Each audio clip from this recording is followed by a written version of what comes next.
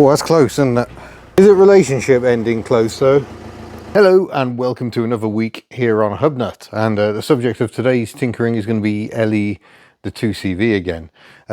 Not entirely happy with the engine oil, and I don't think that's helping with some of the noise. It is always going to be a noisier engine. We've put a 652cc flat twin engine into this one, an upgrade of 50cc, and it has a race cam in it as well, a race spec.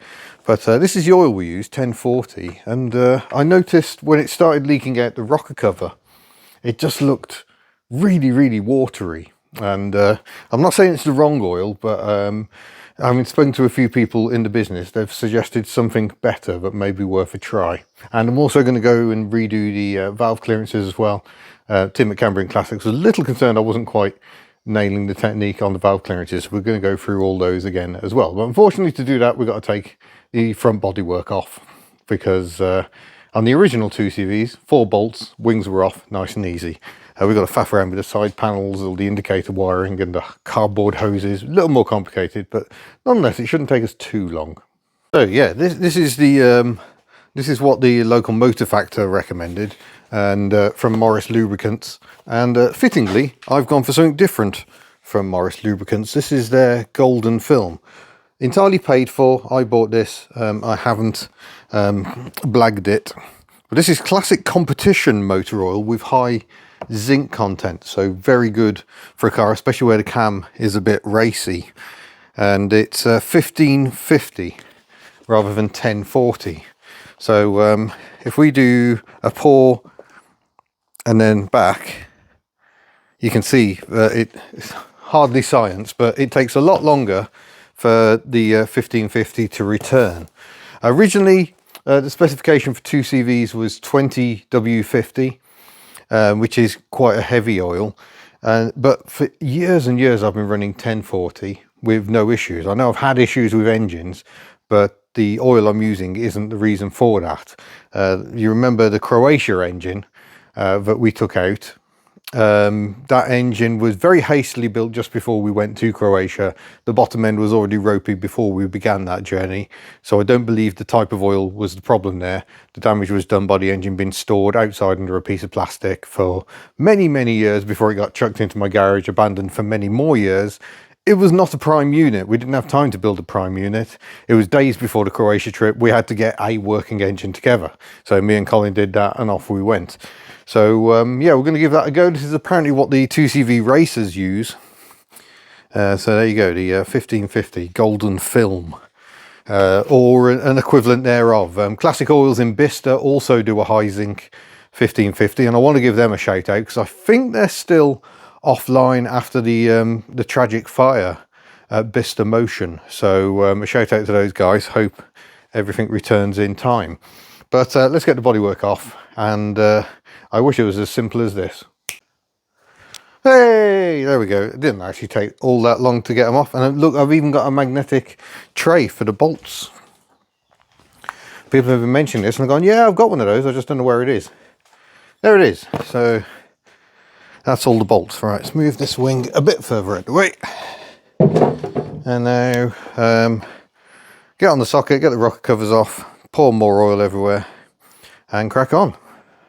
Right, so here we are on the exhaust. We know it's the exhaust because there's the exhaust.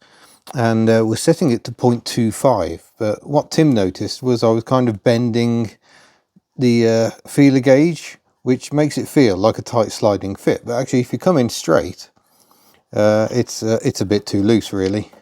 So Tim, once again, quite right. So we need to slacken off the adjuster lock nut and just tweak that up a bit. This is the side that seems particularly rattly, but yeah, we'll see what the other side sounds like, and we'll just tweak that up a bit. Right, I've gone through all of those and they were all a little on the tight side. So what I'm going to do now is put the rocker covers back on. I'm going to run the engine, see if it's made any difference. It's always going to be noisier with a race cam, and then I'm going to just run the engine enough to get the oil warm, and we'll drop it and refill with a slightly thicker oil. Place bits now. I suppose we should probably take that out of there. It's probably a good idea. And probably have the key would probably be a good idea too. We're already in neutral. She hasn't run for a week, so she may take some cranking to get the fuel up, but let's see.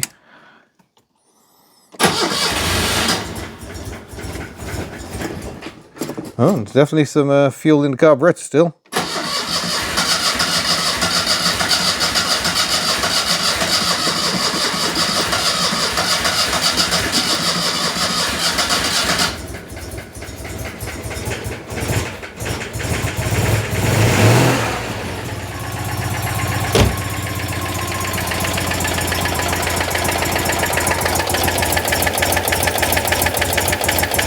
It's definitely better. A bit less clatter outbound. There's still a clatter in the middle, kind of right where the camshaft is.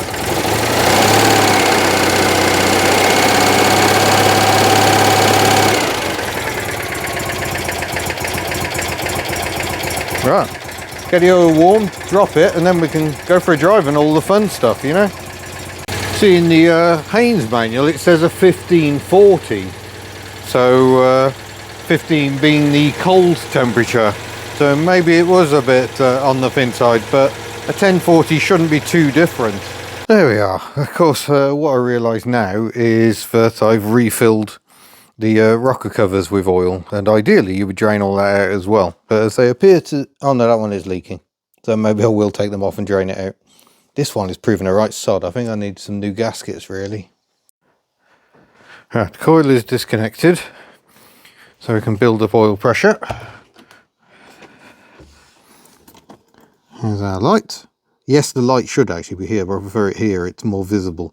That light is your brake fluid test, and all that's doing is testing that the bulb works.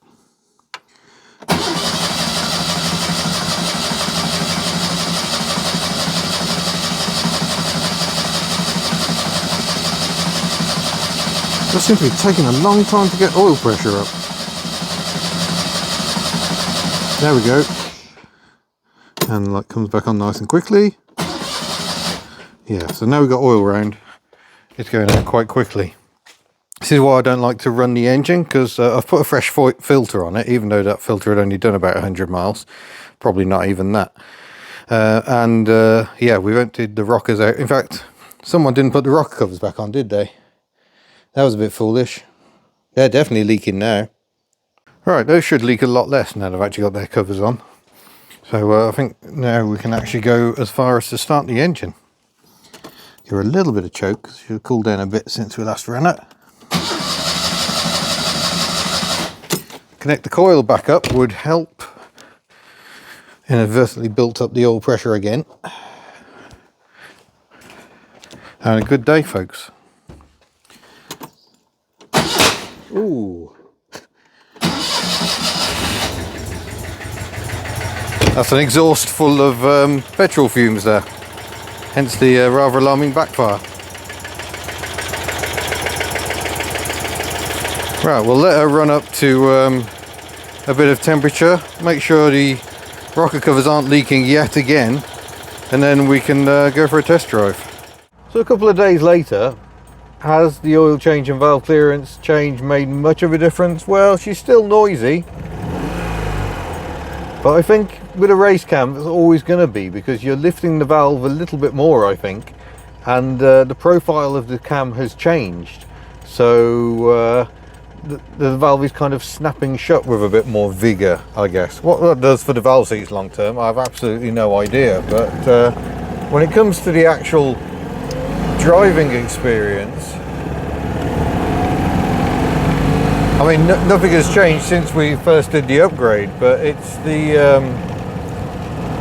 the biggest change is probably how happy the engine is at lower revs. Previously, the idea of trying to do 20 miles an hour in third gear was laughable. She just wouldn't do it. It was sort of hunting a bit. It was just not in the engine's happy space. These are engines that like to rev, but it's transformed a bit now. We'll take it down one of the local thrashing circuits and we'll do a bit more, but then I really do need to get back to the unit and actually do some tinkering on some of the other cars. We've got a Berlingo out of action, we've got a Strut out of action. We need both of those to at least be rolling again. because the Berlingo is probably the priority at this point. And let's check out this dangerous junction.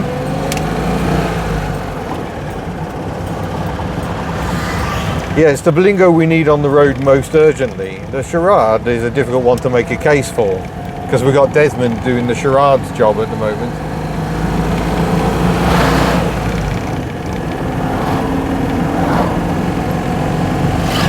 So while out and out performance has improved, the 0 to 60 time has seen, you know, a few seconds knocked off it. It's the mid-range torque. And the fact we can get just past 40 mile an hour, I can change into top gear and we still accelerate. That is perhaps, I'm going to have to close this for wind noise, the biggest difference.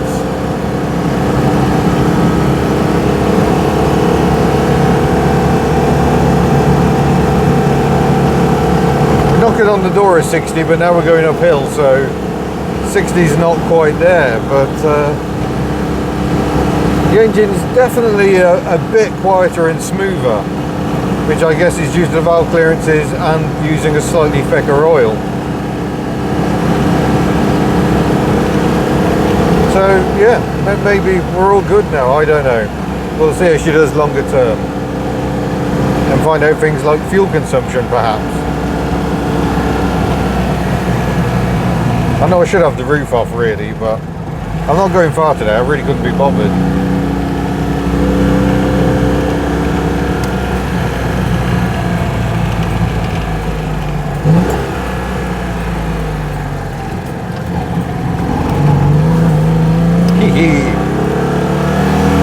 You're going to have so much fun in a 2CV at non-naughty speeds.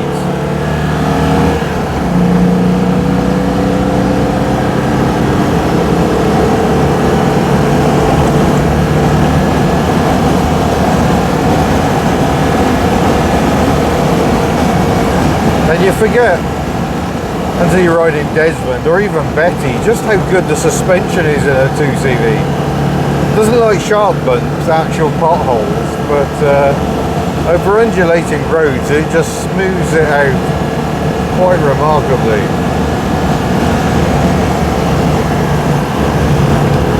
Just pitch it in and round she goes.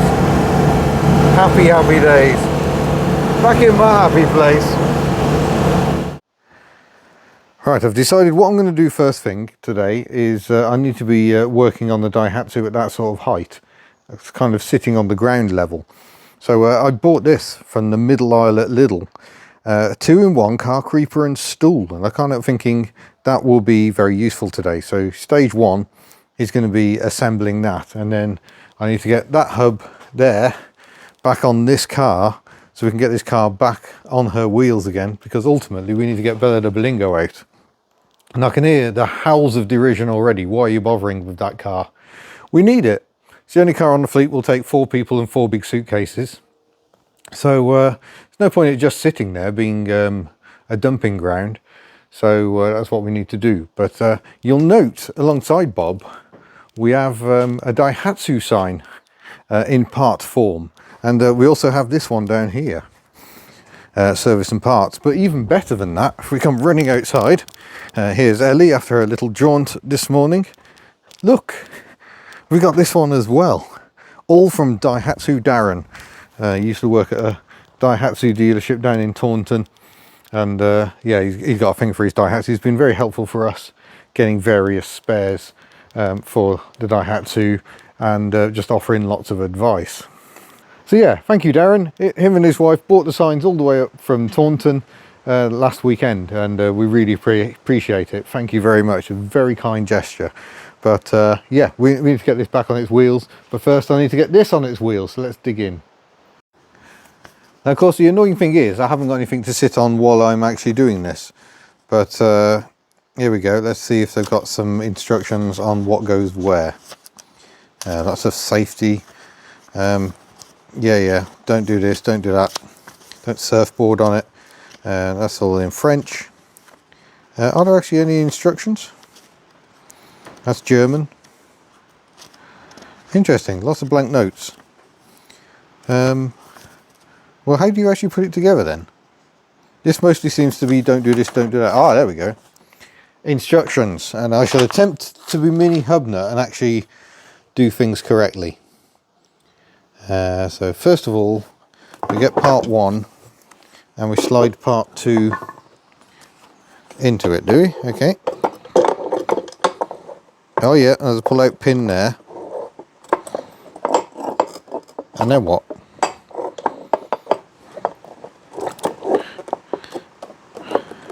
Don't quite understand what the process is here. This is going to take a while. I'll just crack on. Well, in theory, that's it. So pull that. Oh, I've got it dirty already. And I've got little sit on wheels. Oh, marvellous. This should be very useful. Bye. Right, someone's put his toolbox in the way. Sorry, loudest thing. I've got an upgrade for this as well. I've got a little tool trolley thing that I need to get assembled, but you know, one thing at a time. I've got to cut some cable ties. We've got the brake caliper and the drive shaft all hanging off the strut at the moment. And the other thing I wanted to do was just try turning the strut. Yeah, I don't know how free a strut is meant to be. It doesn't feel the most free, but are they meant to be easy to turn? I had a problem where you almost have to wind the lock off yourself on this car. It's a bit weird. Yeah, neither strut seems to be turning all that well. Of course, we're still on the original strut bearings, I imagine. But I think... Yeah, it's not a great noise, is it? Yeah, I may seek advice on that one, because it might be worth doing something about that before we get too carried away. In which case, I may have to go for moving everything around to make the Berlingo accessible. On the Berlingo, we've got that front, same job as on this, really. The front lower arm needs replacing, and I've got a replacement hub for it as well. So, yeah, bear with, we might have to move everything. Oh, right, well, getting Bob out was a bit of a struggle because they blooming Daihatsu signs. They're great, but they're very, very heavy. I cannot move that one any more than that. I've had to slide the other half down the side of Chemmy. So wiggling Bella out of here might be a bit of a challenge. I haven't got much room to swing the front out. But with Chemmy dead here, it's kind of my only option. I've just hooked the battery up, so shall we see if she'll start? Yes, it's not the most convenient spot if she doesn't want to start. But first of all, I've got to try and squeeze in. Oh my gosh. Oh, hi Bella. Handbrake on. Into neutral. Battery has been disconnected. I've just connected that back up. Oh, might be all right. No glow plugs. It's not cold enough. See, she does want to live. Well, I don't know if I managed to record that or not, but she's running, just started first turn of the key. Brilliant. But getting her out of here may be a challenge too far, we'll see. I mean, it's not stupid if it works, right? I've got a trolley jack. Come on. Oh, I still got that tyre down. But come on, let's get her airborne. And come this way. I'll roll her over. Not sure we quite got the angle right here. There we go, come on.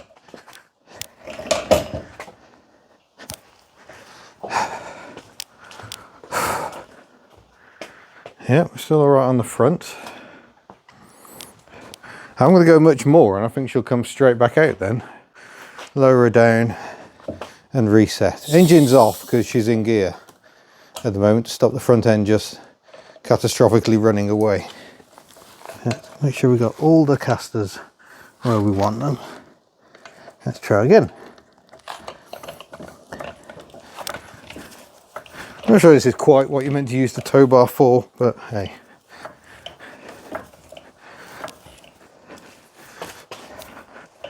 Oh, come on. It works so well for a very short time. Yeah, all the wheels are off. Again, this is where another pair of hands would be quite useful.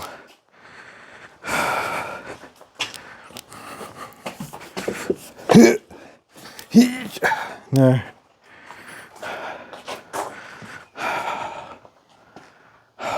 Might go, it's getting close. What do you reckon? Is that coming past that? It's got to be worth a go, I think. Well, let's give it a go. Miss Hubnut's not here to see how close I get to her precious Shemmy. Oh yeah, I forgot about that, Bella. That's a lovely noise. Oh, there we go. Just sat back down on the springs again.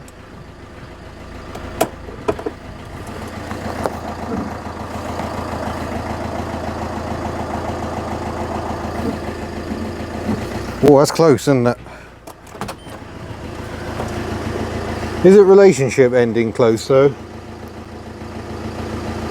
Yeah, I think it may be.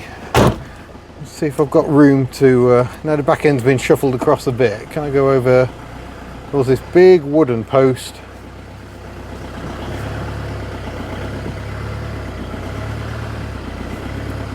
That's as close as I can get to that. I get a bit more lock on.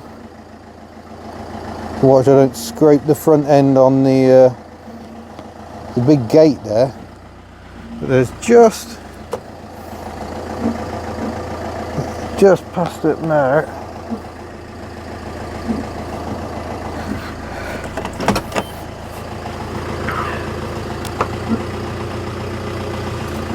So we're brushing cobwebs off the wall with the nose.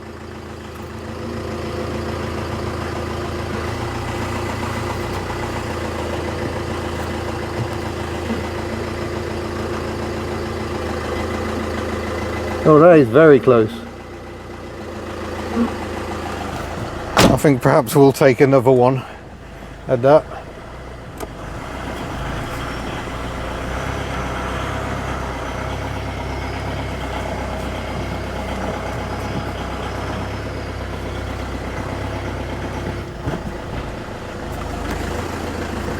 Get a lock on hard.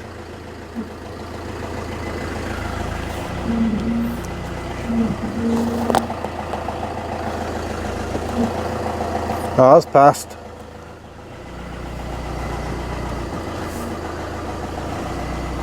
That's close, but we are past. I guess I better move you at this point. We're close, but we're not too close. Well, it took a bit of manoeuvring, but there we go. Reshuffle complete. Berlingo is here with room to work to replace the hub. Ellie and the Panda are having to squeeze in up the back for a bit. Hopefully the Panda doesn't think it's in the naughty corner. It isn't. We just don't need it at the moment until Miss Hubnut passes her driving test. And she's in the midst of A levels at the moment, so we're not doing a fat lot of driving. But yeah, that's how things are going to be for now. So I'm going to have to leave Bob out, I think, because I haven't got room for Bob to be in there now. So I think I'm going to end up having to go home in Betty the Ford AU. So much for her little break. And I'm going to have to use her to manoeuvre Bob into this spot in front of the Daihatsu. Hoping to go camping in Bob very soon. Got some equipment incoming to test, so that should be interesting in itself. But let's waffle. Let's see if we can get dug in. Although I think it may be lunchtime. Well, you joined me after lunch where I've been starting to disassemble the front corner on the Berlingo. What did I forget? The hub nut, of course. So it's out with a scaffolding bar once more. I haven't got a 35mm socket, which appears to be the size needed. So I've got, what have I got? A 1 3/8 inch seems pretty darned close. So I'll get that settled on there. Then we get a scaffold bar. I've got it in gear, handbrake on, and I've got a wheel chock as well. And hopefully this will just come undone. Oh yeah, she goes. Just rubbing on the tyre, hence the noise. Shouldn't really put that sort of leverage on a ratchet, but what are you going to do? There we go. So that's my big 3/4 inch are they, drive stuff, so that has worked nicely. So I can jack back up again, get the jack underneath and continue working.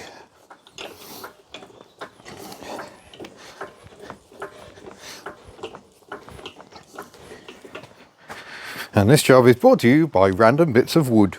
Alright, get the wheel nut back off again. What have I done with the socket? There we go. Move that out of the way. I only put a couple of nuts on, but apparently they've managed to do themselves up tight enough to not want to come off again. But I've already got the caliper off, and yeah, we're pretty much ready to go, really. There we go.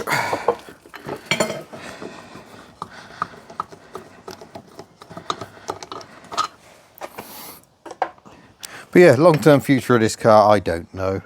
I mean, I personally feel like I could do with a change, really. So, but it makes me think, really, it'd be good to have one car to replace both the Fairmont and the Berlingo. Is there a car that can do that? I don't know. Do I actually want to get rid of the Fairmont? I had this discussion with Miss Hubnut just the other day.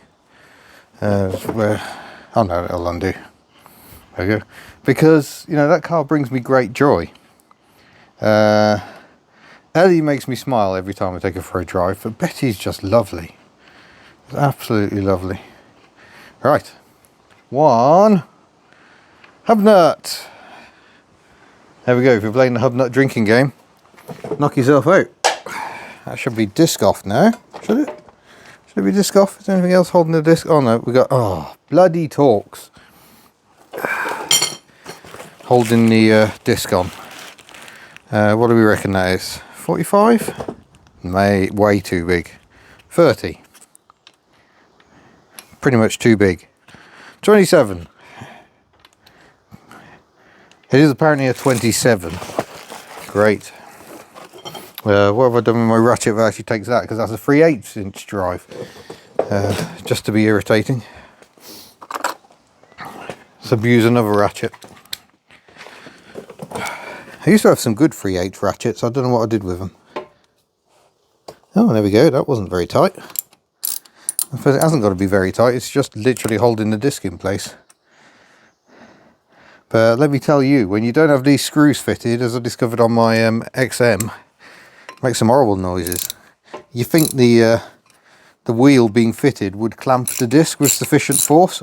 Apparently not. But not all cars have screws like this, holding the discs on, so what can you do? In this case, I will take out my little screws and try not to lose them.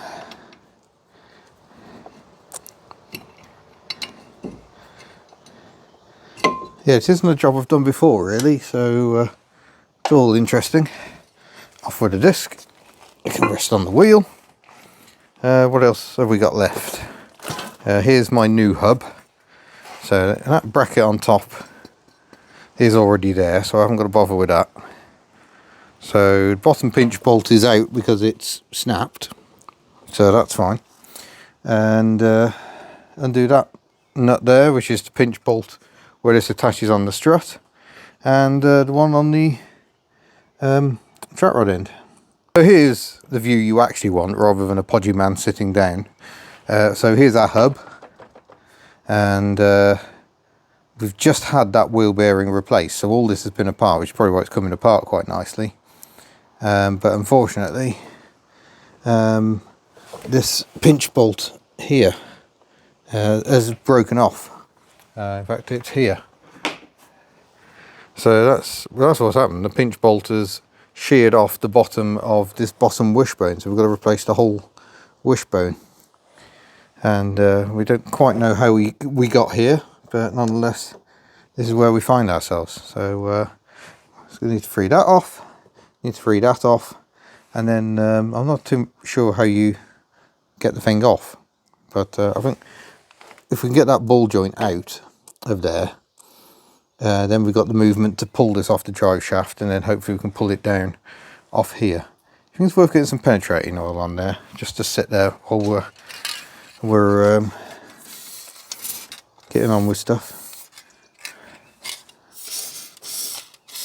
Because again, in theory, all this will just come off because it's already been off. But yeah, we don't know.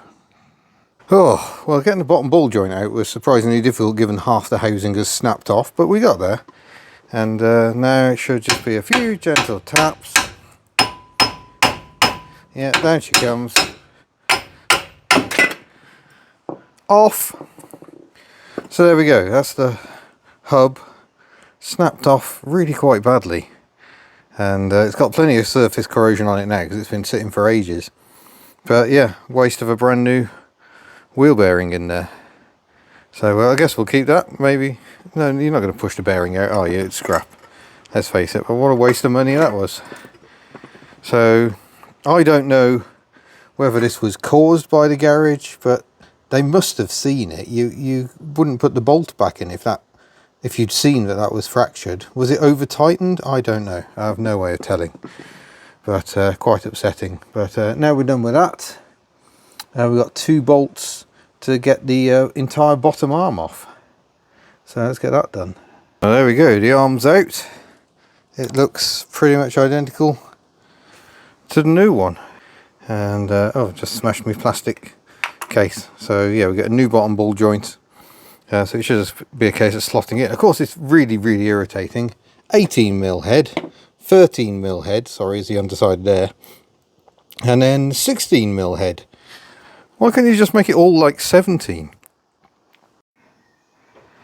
Oh, we're slowly getting there, but I've just gone to put the caliper back on. Nice slidey slider up at the top there. Seems very happy. That one, not so much. That seems pretty seized. So I have to try and get that out.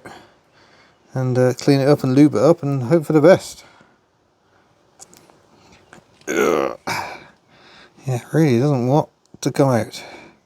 Yeah, that doesn't look too lovely, does it? We'll clean that up, give it a dose of Ceratec, and oh, that seal is not looking the best. And we'll have to call that jobbed because I ain't got another one. Look at state in my hands. Yeah, that's not a great looking pin. That's after I've cleaned it up and got some Scotch-Brite on it. You can see it's pitted like crazy. So in an ideal world, you'd be replacing that, but I haven't got a replacement, and I want to get this car up and rolling again. Not a difficult job to do. It's just a is it 12mm here, so you just jack up, get the wheel off, you can get the pins out. But yeah, that one's behaving nicely, but the the boot's good. This one down here, not quite so happy, but we'll get some Ceratec on it and see if we can get it sliding. Well, it is moving now, but that's not as happy as that one. Look how happy that one is to pop in and out. This one, still very sticky. So, I don't know what's going on down there. I think what doesn't help is this rubber here is very, very hard. You can see there's all manner of gunk in there. Every time I pull it out, it brings more gunk out. So I think I'm just going to keep doing that. Clean it, put it back in, pull out some gunk, and continue.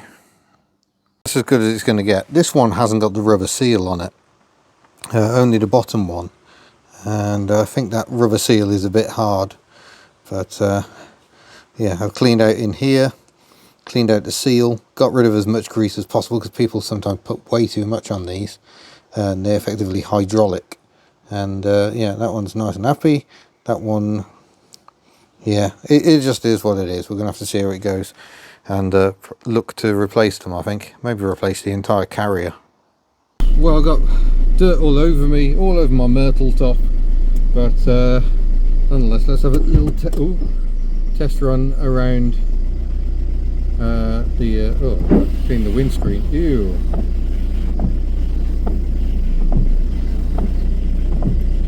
Oh, check this out.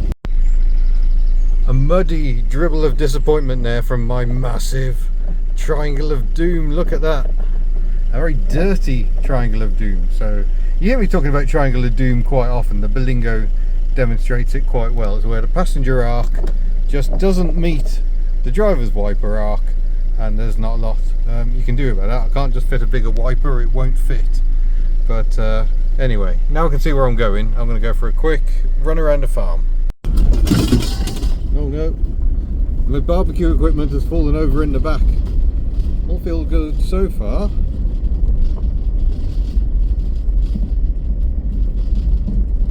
Now when I first put the hub on the what do you call it, the upright, I hadn't engaged it. There is a point that makes it lock in. It's the only spot it can go.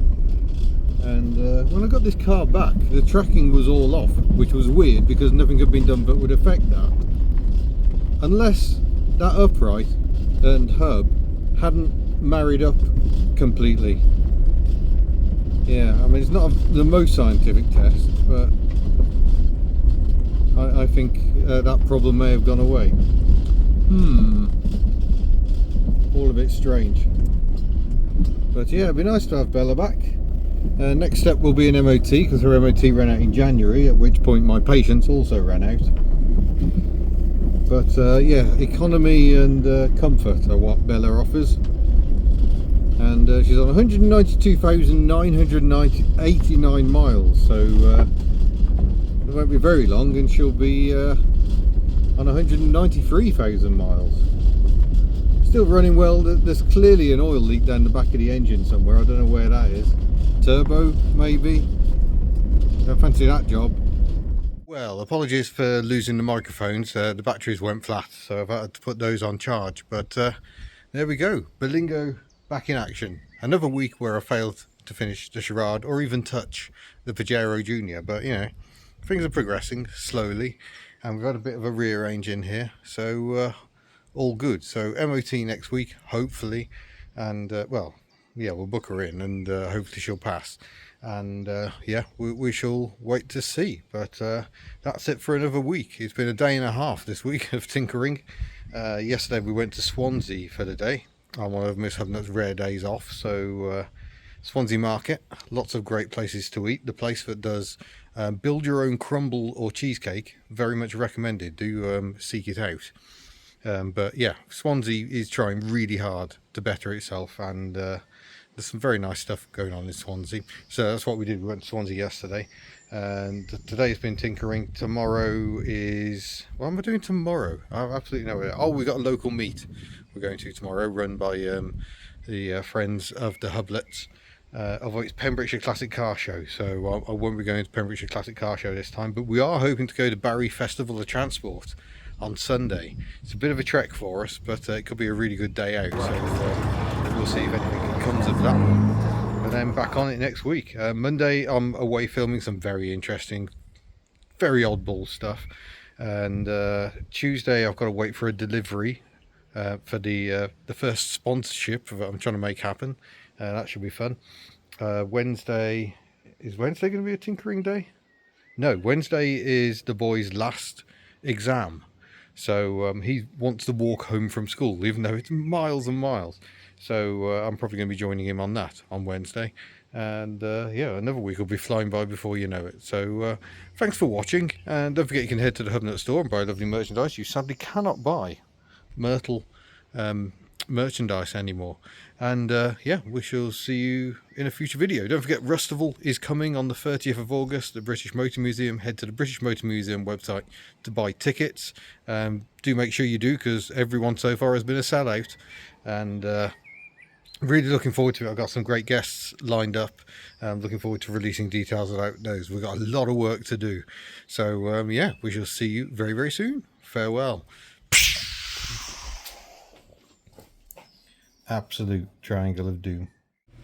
I've waited years for this moment. They say imitation is the greatest form of flattery. There we go. Aussie Ford got there first.